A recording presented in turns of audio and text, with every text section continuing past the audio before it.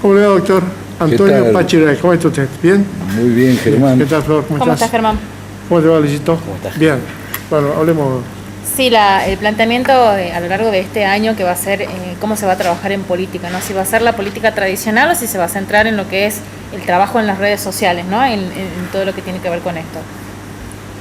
Bueno, es todo un tema, es una cuestión que aún al día de hoy podemos decir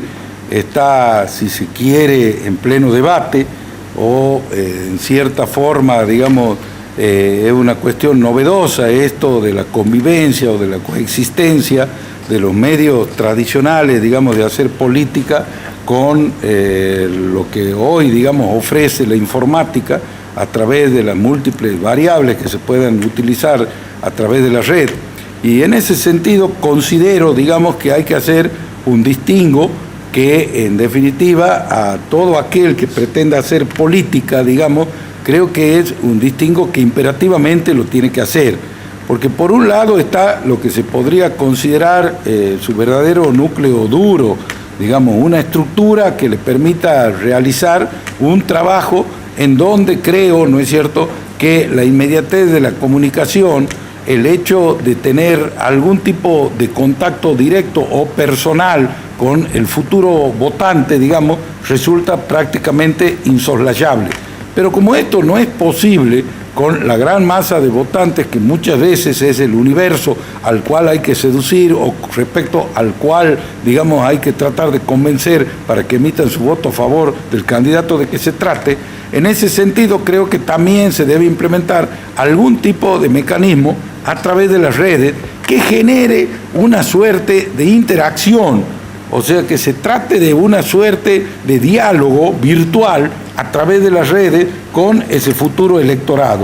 Porque la propaganda, por la propaganda misma, tanto da que se la haga por un medio masivo de comunicación, como puede ser la televisión, la radiodifusión o los medios gráficos, ¿no es cierto?, como que también se lo haga, por ejemplo, a través de YouTube. Lo que creo que ofrecen las redes como enorme ventaja al día de hoy es que se puede entablar una suerte de relación dialógica y de interacción o de interactuación con el futuro votante que tiene que ser verdaderamente aprovechado. Más allá de que a lo mejor la respuesta que he dado no resulta satisfactoria en esto de hacer un distingo tajante, ¿no es cierto?, respecto a una forma u otra, ¿no es cierto?, de hacer política o de procurar el voto o de seducir al futuro votante, bueno, debo decir que si uno actúa con inteligencia en ese sentido, tiene que utilizar la herramienta que hoy, ¿no es cierto?, proporciona la informática, los medios masivos a través de la red y, ¿por qué no?, también los medios tradicionales, haciendo un muy especial hincapié en la otra cuestión, que es lo que en definitiva creo le da al candidato una suerte de presencia corpórea, no una presencia difusa, abstracta o metafísica, sino presencia corpórea, que es el contacto directo, aunque sea con un núcleo pequeño de futuros votantes. Luis. Sí, creo que es indudable que va a tener mucha mayor injerencia en esta nueva elección, en este nuevo año electoral, la tecnología a través de las redes sociales, de la telefonía celular, los WhatsApp, por la casi inmediatez con la que puedes llegar al votante con un mensaje, ya sea virtual o a través de telefonía celular. Sin embargo, si va a haber un mayor protagonismo, si bien va a haber un mayor protagonismo de este tipo de campañas virtuales, no tengo ninguna duda que va a seguir siendo parte del folclore de la política tradicional, las pintadas, los afiches, y obviamente va a seguir siendo la piedra fundamental y la base del electorado dentro del peronismo, el trabajo cara a cara que realiza cada uno de sus dirigentes, que es lo que termina convenciendo en definitiva esa gran masa histórica y ese piso histórico de votantes que tiene el justicialismo en la provincia de Tucumán, ¿no? Tiene que ver esto también con las edades y con los políticos tradicionales que quizás son de un grupo etario distinto y que tienen, ¿no?, su forma de trabajar que ya es muy tradicional. En parte eso y en parte principalmente porque, un poco como lo decía Pachi con otras palabras, tener la posibilidad de convencer a quien no está convencido. Es mucho más fácil en el cara a cara de convencerlo de que tome una postura la que vos le vas a plantear puntualmente, de apoyar a un candidato determinado, si es una persona que está indecisa, por así decirlo, el hecho de que le llegue un mensaje de texto no tiene la misma influencia a que vaya una persona, un dirigente en este caso, a conversar cara a cara y decirle: estas son nuestras propuestas, por esto queremos que llegue tal o cual determinada persona. Y en todo esto, el peronismo, ¿ustedes piensan que esta disputa entre la red y el peronista tradicional, porque esto es como ir desplazando al puntero, desplazando al candidato barrial, al candidato al delegado comunal, porque él, sin llegar a pensar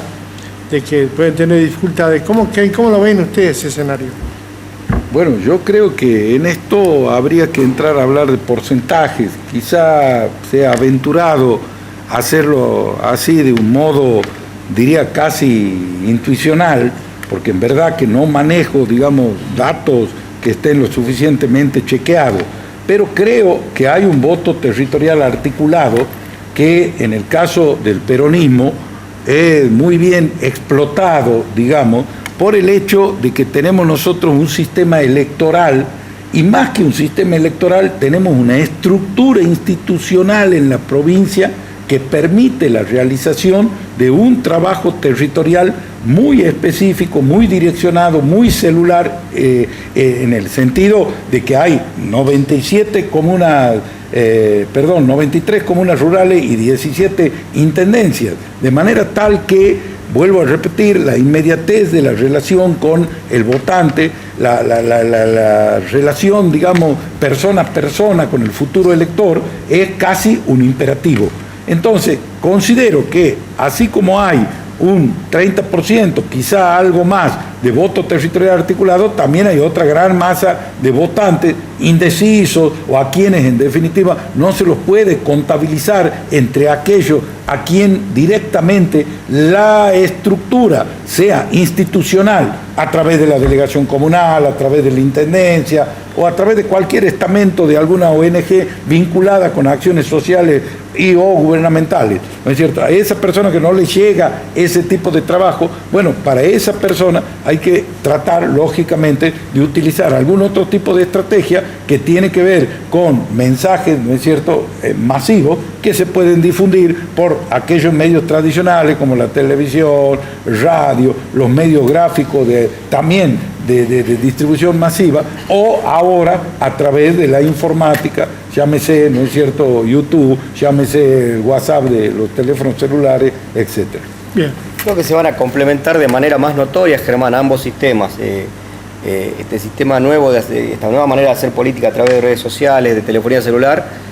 con el sistema tradicional que mencionabas, porque está muy arriba, veo muy lejos todavía el que se vaya a reemplazar la figura del dirigente, del puntero, el rol que cumple un intendente, un delegado comunal o un concejal hoy en día, porque está muy arraigado en la propia sociedad tucumana, el ver al dirigente como un puente, como un canal entre su problemática inmediata y una solución, llámese un remedio, llámese una situación particular de que esté necesitando llevar el pan a su casa porque no esté con trabajo el padre, ¿verdad? Entonces me parece que todavía está muy arraigado en esta sociedad de que al primero que recurre, y te hablo de todos los partidos políticos, no solo del justicialismo, quizás por donde es más marcado esto, ¿no? Pero al primero que recurre el vecino cuando tiene un problema inmediato es a buscar un dirigente político. Y para terminar, es cuando uno mira todo este escenario entre el candidato a delegado comunal, el candidato a concejal, el candidato a intendente y a legislador, es como va a ser un ejército de gente en la calle, independientemente de lo que es las redes. Y de hecho es un ejército. Y ha quedado demostrado que ese ejército no moviliza con el bolsón y no moviliza porque tenga asignado un taxi o cualquier otro tipo de vehículo que se encargue del acarreo. Porque cuando, ¿no es cierto?, se denunció algún tipo de fraude, ¿no es cierto?, de manera demasiado apresurada, digamos, en las elecciones del 2015, quedó demostrado de una elección a otra ¿no es cierto? Quedó palmariamente demostrado que ese tipo de situación, de lo que se decía, ¿no es cierto?, que era la compra de voluntades a través del bolsón o el acarreo a través de los taxis, etcétera, no, es una inmediatez de los 365 días del año, es el vaso comunicante del puntero. Coincido con el doctor porque fíjate no es que vaya a definir una elección un bolsón, un taxi. Coincido con el doctor, fíjate que al haber sucedido estas denuncias, todas las elecciones posteriores donde ha habido un control estricto por parte de la justicia y de la oposición sobre el justicialismo, al no existir ya el vehículo que llevaba al vecino, al existir ya el bolsón y todo eso que se había denunciado en su momento, no tan solo se logró los mismos resultados electorales, sino que, fíjate, se ha ampliado el resultado electoral en favor del peronismo. O sea que hay un ejército que se dedica no tan solo el contacto directo con el vecino para brindar soluciones, sino de convencer de un proyecto político y de por qué nosotros defendemos este proyecto político. Y quizás eso no lo tienen las otras fuerzas, se abocan solamente a la cuestión mediática, a la cuestión a través de redes sociales, y falta ese contacto directo con el vecino, que es lo que hace la diferencia en el justicialismo y que es lo que hace que la gente, en definitiva, siga votándonos y viéndonos como la alternativa electoral más válida. Gracias, Luis. Gracias. No, gracias. Gracias, Florencio. Vamos a una pausa y ya volvemos.